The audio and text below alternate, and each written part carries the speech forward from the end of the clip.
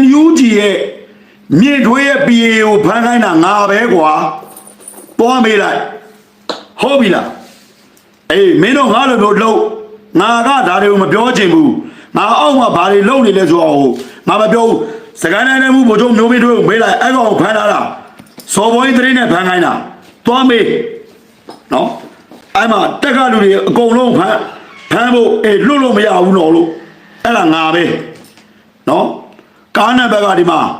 နိုင်ကျူ3နှစ်8လေးစူဇူကီအာဒီကအယောင်ကနီညိုရောင်းနဲ့နော်အောင်နိုင်ဦးတဲ့သူမိမဝေမာတဲ့နော်သားသမီး9နှစ်တယောက်တစ်နှစ်တယောက်တဲ့ဦးစင်းတစ်ပါးပါတယ်တဲ့ဦးစင်းကိုကာဗာလုပ်ပြီးတော့မှထောက်ပို့နဲ့လက်နဲ့ပွဲသားတွေမန္တလေး UG တွေကိုတဲ့ပစ္စတိုတွေနော်ပို့နေတာတဲ့အကောင်ကြီးဖြစ်တယ်တဲ့တခြားမိသားစုတွေလည်း PDF လက်ကနေဖြစ်တယ်တဲ့သူ့ညီအောင်စမ်းမြင့်ခေါ်ဘိုးဘိုးတာ PDF ရင်းစနစ်ရေးမှုသူ့ညီဖြိုးဝေ PDF သူ့ညီမမြမြထိတ် PDF သူ့ရောက်ပါတန့်စင်ထွေး PDF အောင်နိုင်ဘူးကိုဆေးရန်မုံရွာဂိတ်စစ်စေးကိုင်းနှာပေါက်ဂိတ်ကိုတရင်ပို့ရန်ဖြစ်ပါတယ်တဲ့ဖမ်းထားပြီမင်းကမင်းတို့ငါလို့လုံးနိုင်မှာငါ့ကိုတိုက်ခိုက်နော်ငါနိုင်ငံတော်အတွက်တိုင်းပြည်အတွက်အေးချမ်းငါအခုပြောတယ်လေငါဖမ်းခိုင်းတာလို့ငါ့ကိုလည်းတက်ချင်နေမှာပဲ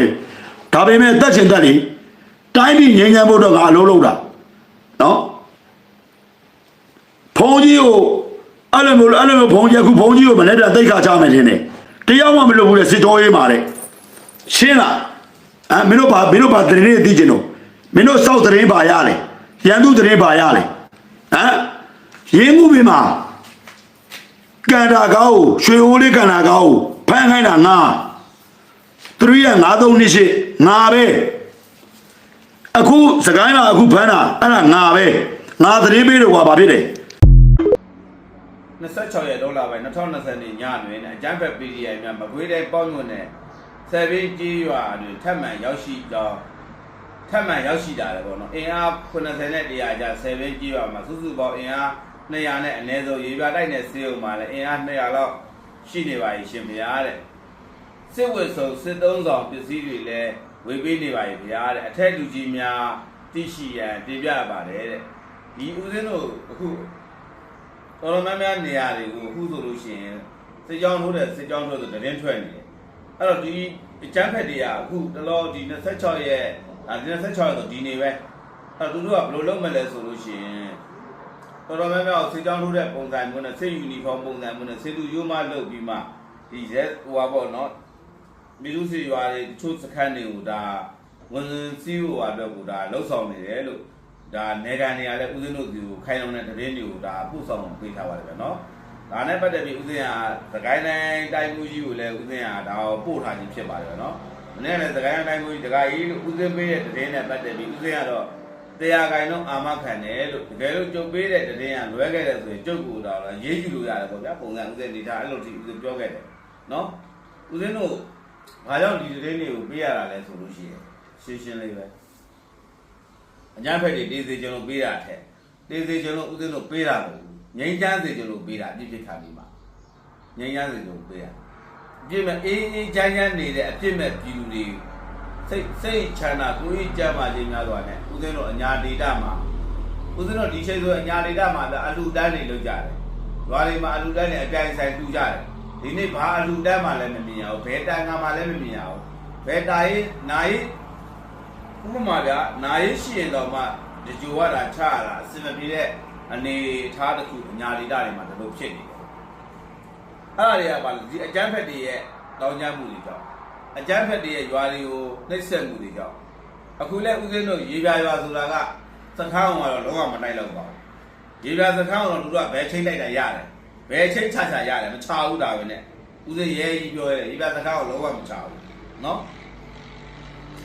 သူတို့မုန်းတာကဒီပုဂ္ဂိုလ်သူလိုရွာမျိုးပြည်သူတွေရွာမျိုးသူတို့တွေကဖြိုခွင်းနေတာပုဂ္ဂိုလ်သူလိုရွာမျိုးသူတို့တွေကချကြတာ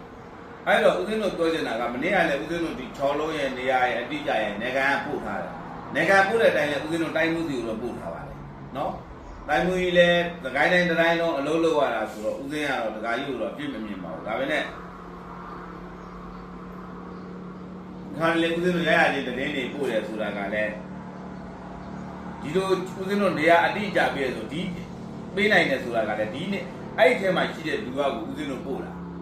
အဲ့ဒီထဲမှာရှိတဲ့ရွာထဲမှာရှိတဲ့လူကကိုဦးစင်းတို့သူတရင်ကိုခိုင်လုံသွားပို့တာဘာကြောင့်ပို့တာလဲရှင်းရှင်းလေးနော်အဲ့ဒီထဲကပို့တော့ဘာကြောင့်ပို့တာလဲအဖေကရှင်းရှင်းလေးသူတို့ကိုမလိုလားတဲ့အတွက်ကြောင့်အဲ့ဒီအေးတွေလာလို့ရှိရင်အပီရီယက်တွေနဲ့အေးတွေနဲ့ဒီချင်းမကဂျက်ဖက်တွေသူတို့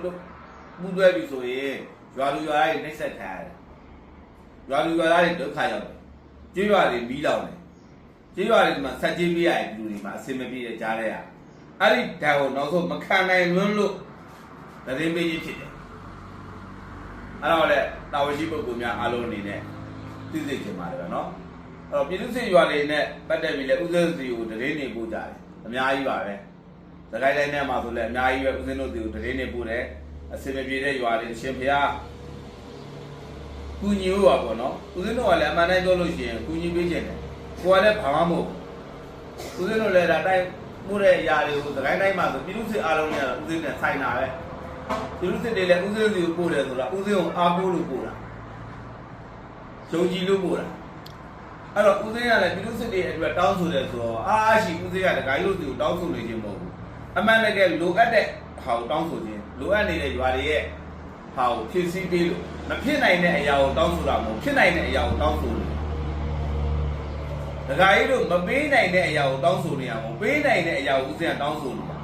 အဲ့တော့ပတ္တသပြည်သူ့စစ်တွေရဲ့ရွာတွေရဲ့ရွာတိုင်းရဲ့လိုအပ်ချက်တွေကိုလည်းတခါကြီးတို့အနေနဲ့ဖြည့်ဆည်းပေးပါအောင်လို့ဦးစင်းနေနဲ့မေတ္တာရပ်ခံနေပါတယ်ဒကိုင်းတိုင်းမှုကြီးအနေနဲ့ကိုတိုင်းမစွမ်းနိုင်ဘူးကိုတိုင်းမပို့နိုင်ဘူးဆိုရင်လည်းဒါနေပြည်တော်တို့ကိုအထက်တင်ပြီးမှတကယ်ပြည်သူ့စစ်ရွာတွေမှာရိတ်ခါအမှန်လိုအပ်နေပြီဆိုတော့သိစေချင်ပါတယ်ဗျာအားလုံးသာပါပဲဗျာ